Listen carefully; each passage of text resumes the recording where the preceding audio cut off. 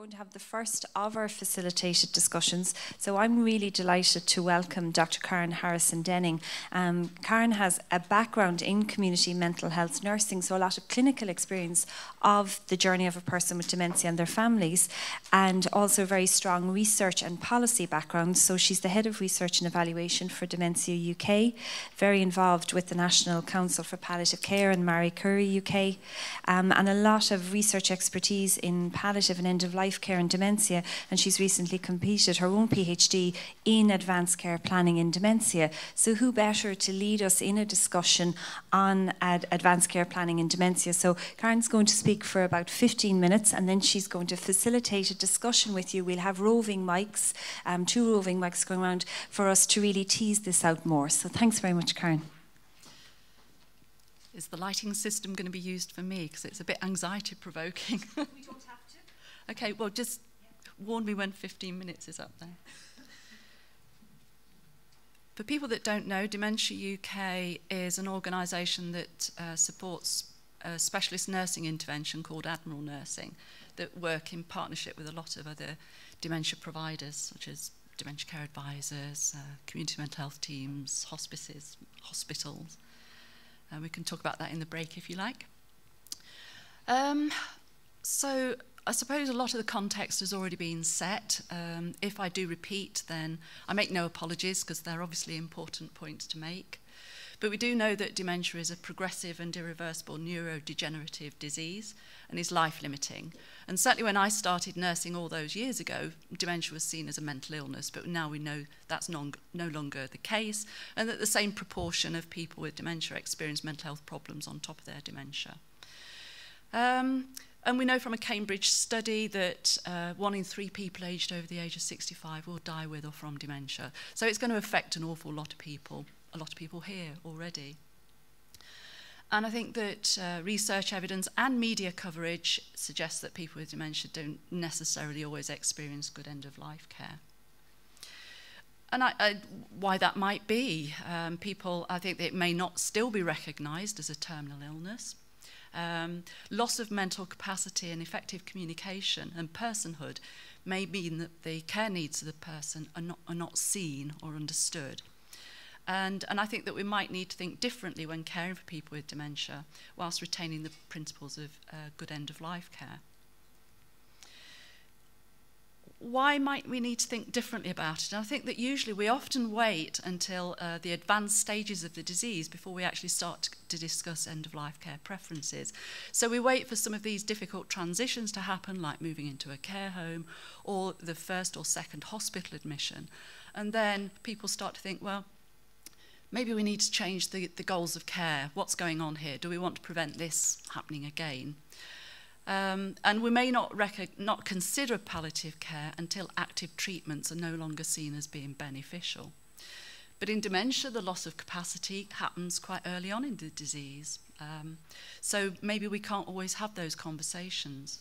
And it may be necessary to provide, to sort of combine palliative, supportive and active care throughout the course of the illness, and appropriately manage care needs differently. I'm not going to talk to you about advanced care planning per se, because I'm sure you know all the definitions. But certainly the NICE dementia quality standards indicated that people with dementia, whilst they have the capacity, should have the opportunity to discuss their wishes and preferences so that they can actually start to logically plan ahead. And certainly our end-of-life care strategy in 2008 suggested everybody should have the opportunity to advanced care plan. I'd be very interested to know how many people here have an advanced care plan, advanced directive, living will? No? I have 2. So I started a PhD quite naively. I had this clinical question and thought, if we're expected to support people to develop advanced care planning in dementia, how feasible, how acceptable is that? So I took my little pot of money, because I was supported by Dementia UK to undertake a PhD, and went to UCL. I had no idea of the sort of global standing of UCL. It was just a place where a colleague I knew, Liz Sampson, could supervise me doing a PhD, so off I trot. And did a systematic review. It turned out to be a thematic literature review, because there was very little evidence at that point to actually extrapolate studies where advanced care planning had actually been conducted with the dementia population. So it was a thematic review. So some studies thought, well, is there a level of cognitive function where underneath people can't advance care plan, above they can? And certainly 2 studies looked at the mini-mental state examination and said 18 to 20, above yes, below no.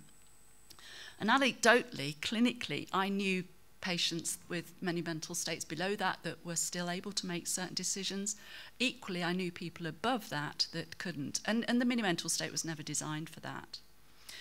There was quite a bit in the literature about advanced care planning and decisions about life-sustaining treatment, whether people would want it or not, and in what circumstances they would want it or not. But very, very little of that actually asked people with dementia. In fact, none. There was some about comparing advanced care planning in dementia to other disease groups, but we knew that advanced care planning was not happening in dementia, so I couldn't see really the logic in comparing advanced care plans to heart failure or cancer, for example, because that was just a number counting thing and not actually of any benefit. And there was a little bit about family carers and decision making. Obviously, we expect family carers, in the absence of capacity of a person with dementia, to indicate what the person might or might not have wanted. And the jury was out as to how well they could do that. And there was little around professional attitudes, how people found it very difficult to have those conversations. They didn't feel trained, they didn't feel educated. And sometimes the professionals or the carers' views overrode what they actually thought should happen. So in phase 1, it was like having a blank canvas, which is a researcher's delight, really, so I understand, as a naive researcher.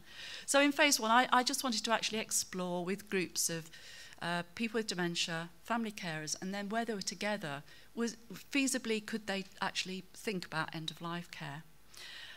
What was going on at that time, which was very influential to family carers, was Terry Pratchett was recently diagnosed. Boy, was he angry. He was talking about euthanasia. He was talking about absolute control at the end of life. He went to Dignitas, didn't he, to make a film. Also, the Liverpool Care Pathway got its first bashing, and there was a huge mistrust of medical decision-making in this group of people.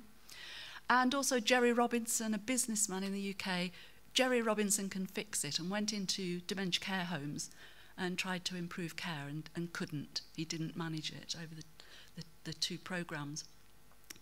And indeed, one of the care homes was subsequently closed down because of the poor level of care. So all of this was going on in the background, which was heavily influential to those families. Interestingly, such discussions didn't generate distress, which was the belief of clinicians that I was seeking participants from, and also the belief of the ethical committee that approved the study. They were really felt that this would generate a lot of distress.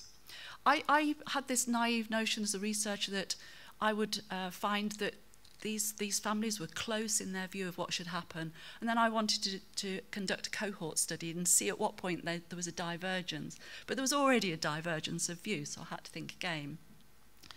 But what was quite profound was that family carers actually influenced the person with dementia's views and final opinion, and that was very evident in the dyad groups where I got them together.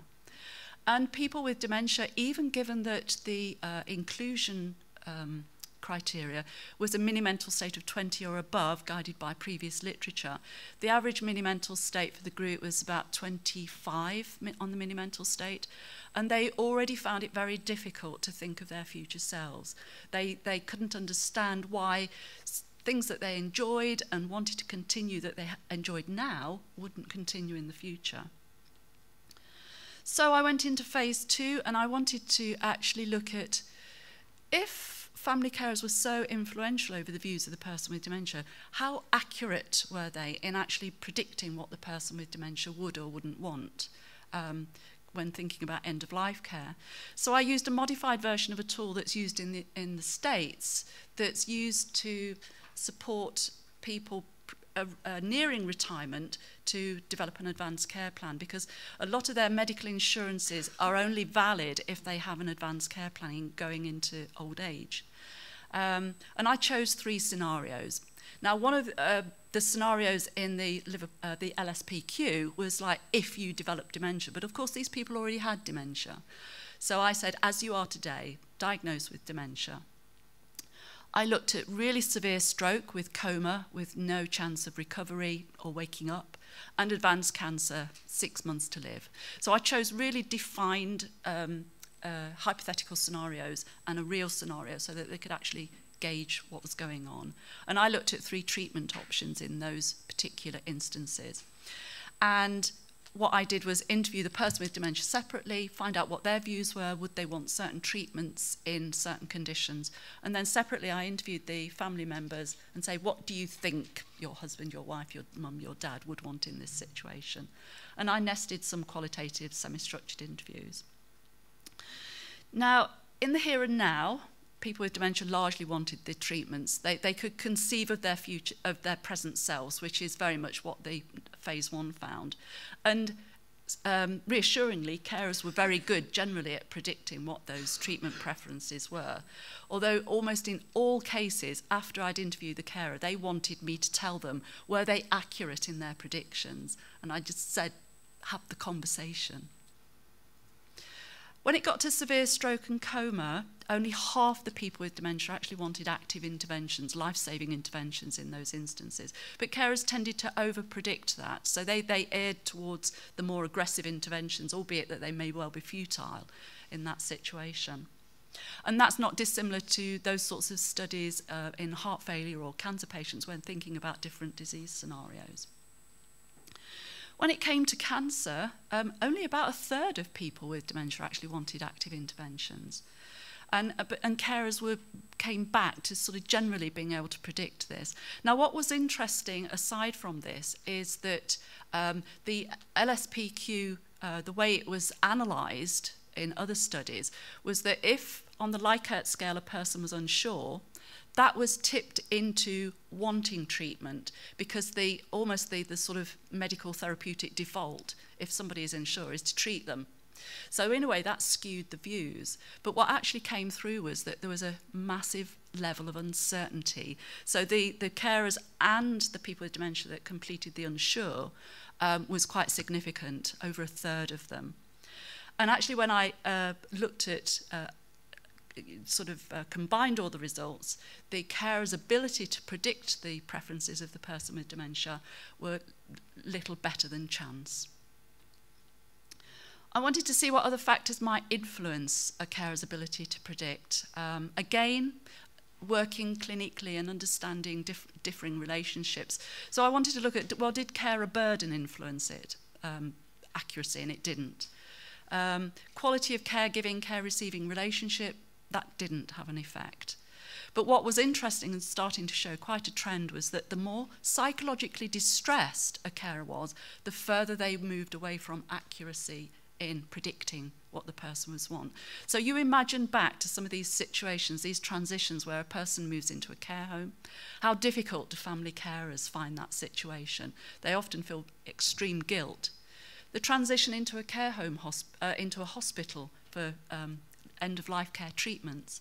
Certainly my supervisor, Liz Sampson, did a study looking at advanced care planning at that point and how families were or weren't able to engage. And they were just too stressed and living day to day, and they couldn't think of actually making some of these difficult decisions. Another interesting trend that was emerging, and if I had more dyads, was that spousal carers are less able to accurately predicting than adult children of what the wishes and preferences. And that would be another interesting study to take up. But the nested qualitative interviews, I chose a sort of purposefully sampled some dyads, and I was just very interested at their healthcare decision-making historically, in the present day, and the effects of the diagnosis of dementia, and then what they thought about the future.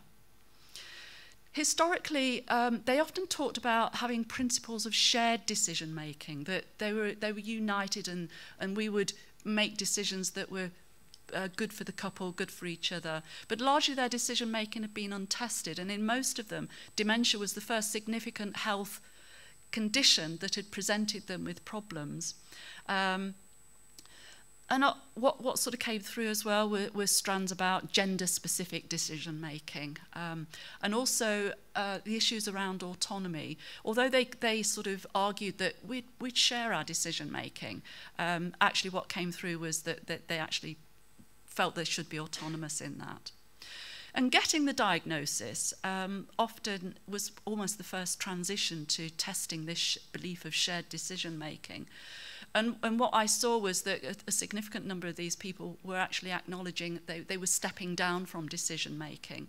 And that came with compromises and costs for the family carer, because they felt that they were so bound with this extra burden of day-to-day decision-making, not just for themselves, but for the person with dementia, that they found it very difficult to actually look to the medium term or to the long term and put energy invested into more long-term decisions. And when it came to the future, even that this sample came from a memory clinic and community mental health teams, where they'd actually acknowledged within the clinical records that they'd talked about advanced care planning, or they'd talked about LPA. Not one of these people had lasting power of attorney, not one had an advanced care plan. And they didn't understand the principles of actually defining their wishes and preferences in the here and now. They didn't realise that you actually to register these for them to actually be valid going forward.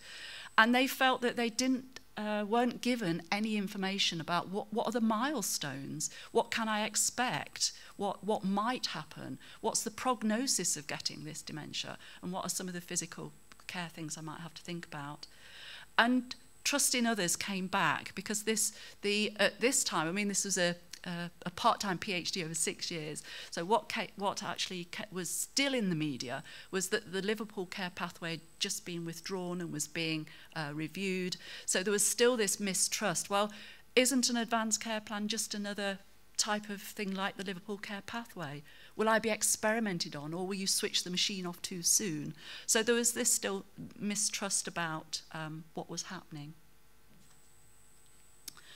So I suppose really it's opening it up. I am about to apply for a research fellowship to take my research further, but these are some of the things that I think present us with problems when looking at not just researching advanced care planning, but actually delivering it as an intervention. And I don't think we know enough about whether advanced care planning can actually improve end-of-life care for people with dementia. There are no longitudinal studies that actually show us what are the outcomes to these advanced care plans. When is the window of opportunity? I don't know what you think about that, but one of the final papers on my quantitative data is impressed with PLOS1, and they were sort of saying, can you really say that some of these people in your study had dementia, because they were very high functioning on the mini-mental state, but they had a diagnosis of dementia?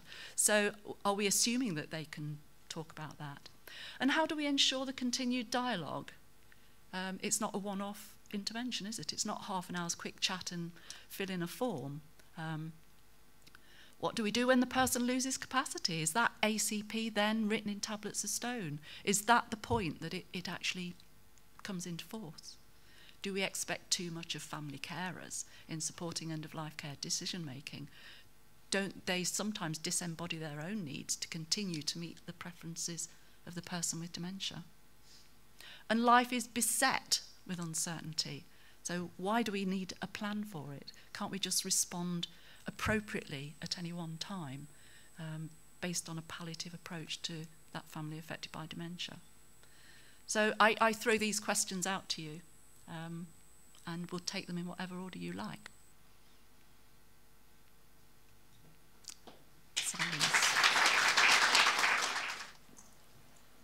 So just on, thanks very much, it was a great talk, really enjoyed it. Do you want to say who you are and what yeah. your interest in advanced care planning is? I'm called Kate Irving. I'm from Dublin City University, and I'm a nurse by background. I don't have a very specific interest in advanced care planning, but I have an interest in end-of-life care of people with dementia. I'm kind of thinking of your first question there. Do we know if ACP has positive outcomes for end-of-life? And I think, you know, it is a really, that's the heart of what we need to challenge. But I also think it's not just about longitudinal data, because that's one form of evidence, but that sort of evidence in the lifespan of the world is fairly new, and we have philosophical evidence, we have ethical evidence that would suggest that these are things we have to do for other reasons other than there's long-term, longitudinal data to tell us to do them. And I'm really uncomfortable with the foregrounding of this pyramid of types of evidence that teach us what to do in these circumstances, which kind of go beyond the webs of logic that are, I'm a researcher, so I'm kind of arguing myself out of a job. but I think we have to have a more, that's kind of my response to the first question there. We need to consider other types of evidence other than longitudinal studies that tell us this works better or doesn't work better?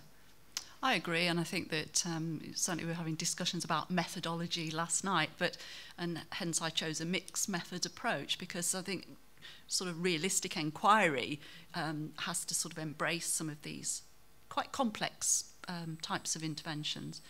But I think that there's, you were talking about Kindle and sort of knowledge transfer, and we did a very quick, rapid appraisal process of end-of-life care pathways that people with dementia took in North London. So we sort of retrospectively looked at people that had died with dementia over the 6 months leading up to that. And this was a recent study. And I think that we assume that we're all familiar with the evidence base, and there is a growing evidence base for interventions in dementia towards the end of life, particularly what are futile more than what actually work. So some of the sort of centres of excellence in London in terms of hospital acute care were still advocating interventions in very advanced dementia that there was no evidence base for. So it worries me that we're sort of looking at disease-specific groups and not actually consider them in the broadest of sense. And indeed, 3 different doctors in one particular case advised the wife of a chap who'd got swallowing difficulties of 3 different levels of interventions, one of which was a PEG tube, one was nasogastric tube, and the most junior of the doctors, an F1, suggested careful hand feeding because the evidence base, is such. And she was being expected to contribute to that decision making, really quite not knowing, what to do. So I think there are different ways of looking at advanced care planning, and I think first of all we have to be clear, what do we mean by advanced care planning? I was talking at an event in Birmingham last week, and a care home manager, I was talking about advanced care planning, and I was talking about when is the right time, when is not the right time, and this care home manager came up and said, so you're saying that I shouldn't ask people what their wishes are for resuscitation or not the day they get admitted, because that's what I'm told I have to do. I said, that's probably the worst time to ask such a complex question, really. How traumatic to be, taken away from your own home. This is your new home now. So I think that there is a lot we need to know. And certainly one of the very basic questions I came in, is it acceptable and is it feasible? I think I've sort of largely answered the acceptable bit. These people are willing to talk about it, but there's no sure process or system in England for how we do that. It's very hit and miss as to who does it and where it's done. So I think that who owns this hot potato, and I think that is a contentious one. I think nurses are in a really good place to do that. But I would say that because I'm a nurse.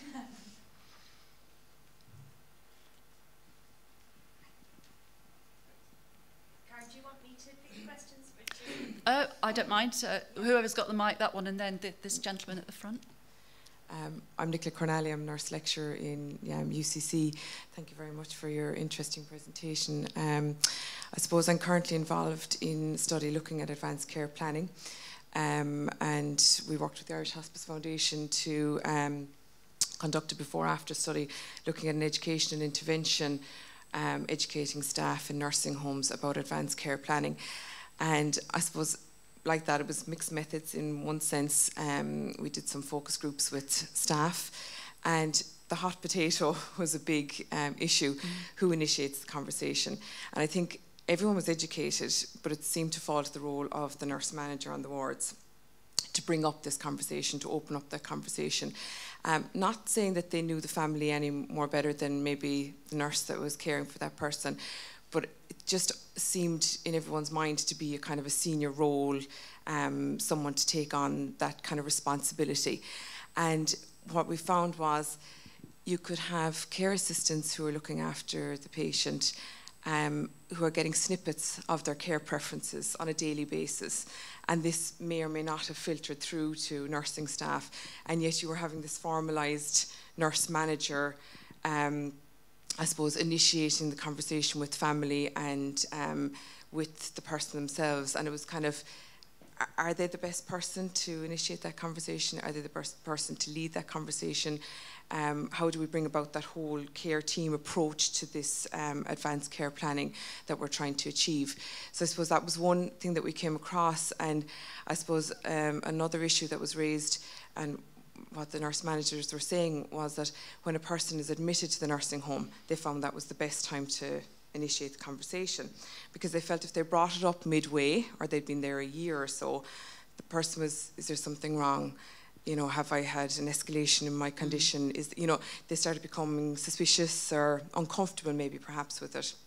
So the feedback we got was when they come in initially, which would be in conflict, I suppose, in terms of what you're saying. Now, not first day conversations. I suppose what I was talking in context of a person with dementia being admitted into a care home, because more often than not, that at the stage that person's at, they probably lack capacity. They're probably quite advanced in their illness, but people develop dementia whilst in a care home. So I think that there's no hard and fast rule, and I think that it has to be individually led and individually taken forward. So certainly the proportion of people in English care homes that have dementia as they go in is quite high. So I think that maybe that conversation should have happened much earlier on in their dementia, much more nearer to the point of diagnosis. Yes. But there is a reluctance to have those conversations because it's potentially a difficult one. I think the person or the individual that initiates those discussions has a duty almost to follow through, because like I say, it's not a one-off conversation. And I think often these things are explored and developed over time. And I forgot the last thing I was going to say. And that is something that we've got, you know, we've kind of put an arbitrary, you know, 1 year review on advanced care plans, you know, and you're kind of, it's kind of like a default, you know, 1 year sounds kind of, well, they talk about 6 months in some instances, but at what point? Because obviously going along with that, you must almost be continually assessing somebody's capacity, because at some point they're going to lose the capacity to be involved in reviewing certain decisions, not the whole advanced care plan, because it's decision specific. So I think that sometimes it can be, you know, what we're looking at could be very complex. And also having those discussions initially, I would expect for me that person who's having those discussions with me can actually help me understand the evidence base to do certain things or to not do something. So, and some of that might be clinically intricate. Yeah. I think the clinical decision making is a lot easier as well, you know, in terms of family making those medical clinical decisions kind of earlier on, rather than, you know, writing out kind of plans of care or wishes that can be sometimes hard to interpret, particularly if there is like a, you know, a medical crisis occurs and things like that. I think that structured kind of form approach, which, you know, it does have its questions, from staff perspective and sometimes from the family perspective, seem to be a positive thing, is what we were receiving back, rather than, you know, pages of wishes or things like that. But, you know, we've had couple of publications from that, and we're working now on a randomised controlled trial, so that may help look at the outcomes of end of life, which is feeding into your first question there, so that'll be interesting. Well, you seem like a very good local person that everybody should connect with then. So we take this gentleman's question at the front, and then there's a lady on your table.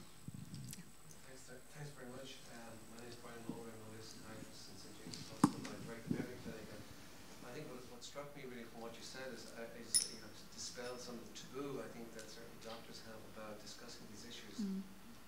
I think I think a lot of doctors will find it surprising that family members and people themselves actually don't get distressed about talking about these issues. And I think it's a question of timing as well, and when do you do this? I think first of all you have to dispel the myth and increase the awareness and to increase the stigma around this, because as I say, I would have been in that camp where, you know, you obviously try to avoid difficult conversations. It's natural, although you have to do it. I mean, you try, your natural inclination is to avoid. So I think there needs to be a lot of training and awareness around this. This type of evidence, I think, is really, really important and needs to get disseminated at a very early stage. And the timing of this is really crucial in terms of when you do this. Yeah. So that was my comment. I think it's really, really important, and I think and I think doctors really need to hear this message very loudly, and we need to be trained and educated in this area. My question in terms of methodology, in terms of what your study that you described there as well, I'm curious about whether you know, did you have was there any control group in terms of those interviews that you did, you know, in terms of people who did, you know, where family members talked to people who did not have dementia? And I'm just wondering, I mean, the concordance rate, you know, was quite good. And I'm wondering, is this pretty much as you that you see actually in a control group as well? I didn't have a control group in this study. It was just a small PhD. But there is evidence to show that in other disease groups or in the general population that we're looking at a sort of an accuracy level of around 60–67%, which I mean, it's open to judgment as to whether you consider that good level of accuracy or not. But what I found was that, you know, in this particular population, it was significantly less than that. But no, I mean, you can always look back on approaches and methodology that you used, and that you would, improve upon should you were to do it again. And yes, I would have done that. It took me 2 years to actually recruit 60 dyads. It was hard going, part-time. This lady at the back, and then we'll go to that gentleman over there. Sabina Brennan, Trinity College, Dublin. I just want to, the word capacity is huge, a huge amount, and I just, it's as if you either have capacity or you don't have capacity. And somebody makes an objective decision and then that's it, all or nothing. And I think that's a very, very dangerous road to go down. I think we must never lose sight of the fact that if we have dementia, we're still a human being, we're still a person. We actually still have the capacity really to know what we want and what we would desire if the people who are asking us the question take the time to find a way to allow us to understand and make an informed decision. And I think what we have to understand is the disease changes our brain. It disempowers us. I think we have to be very careful about introducing regulations and definitions of capacity that further disempower the individual. The onus is on us and everybody involved to try and figure out how we can empower that person to make their own decision. I entirely agree, and I think that personally I'm moving to more of an interest in, I mean, nurses are really good at care planning. We do it all the time, and we're good at actually helping people develop life stories. And I think that advanced care planning towards for end of life is obviously, it merges both life story and care planning. And is very much should be values based, because I think that sometimes it might be that in the hard reality what we're asking in some instances, like just moving to a care home, for example. I've just written a case study with a colleague of mine that's looking at best interest decisions. In whose best interests? Because when you actually look at balancing best interests of a family carer and the person with dementia, sometimes it's not hard and fast, like I'm working to stop my father going into a care home, but it's destroying my marriage, it's destroying my family life, it's destroying my life. And I think that sometimes decisions around advanced care planning need to take on board beliefs, attitudes and values that then you can transfer into scenarios that a person with dementia moves through. So I entirely agree, and I think that we try to mechanicalise everything, and decisions, capacity decisions are decision specific, and I think that can change.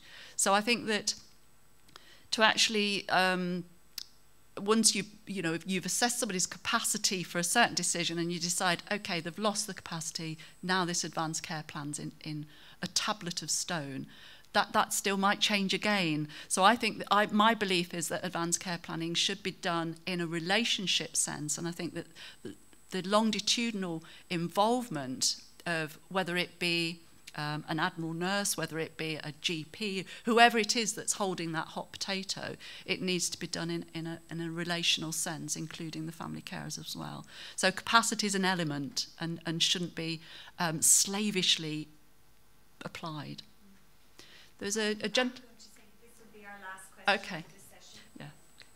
So this gentleman over here. So it was just an observation, really. Mervyn Taylor, manager of SAGE's Support and Advocacy Service with Older People. I'm just conscious, being from another jurisdiction, but just to say that we have signed on the statute books but not yet commenced the Assisted Decision Making Capacity Act of 2015, which will, according to the latest parliamentary question answer from the Minister for Justice, will be commenced by the end of the year. And I know that some of the HSE planning meetings started for that yesterday, and the background work is commencing. So I think there's a major change coming in this country, which is trying to challenge the best interests and replace that with will and understanding of the will and preference. So it's going to take us another 5 years really to sort of get to grips with the implications of the presumption of capacity. And that's the first thing. And just my final observation is really where you say the last line, and I know it's designed to provoke a way forward. Life is beset with uncertainty, so why make an ACP? I'm not so sure that I'd frame it that way. I think the question is, how can we best encourage or develop understanding of will and preference as part of a process, and not think of it as a sort of a product and points in time.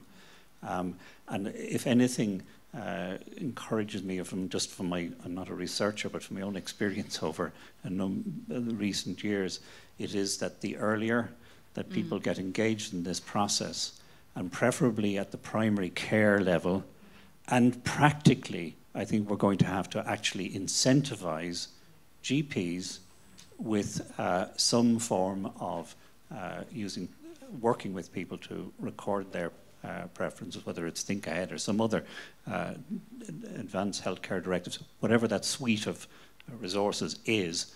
I think it actually has to be incentivized, and it has to be at the primary community care level, and that's a first establishment, and then people can work from there on and continually try to establish will and preferences. Thank you. So I think we're going to find this is going to happen again and again throughout the day, that we're rolling up to a discussion and that we have to leave it there. But the good news is we will have time at the end. We're going to try to sum up maybe some of the places where we felt we needed to go further down a path and we ran out of time, other things that we didn't even come to at the end with our panel discussion. So we have allocated a final 45 minutes at the end where we can come back to some of the outstanding issues. And also you'll have seen in your packs that you got a comment card.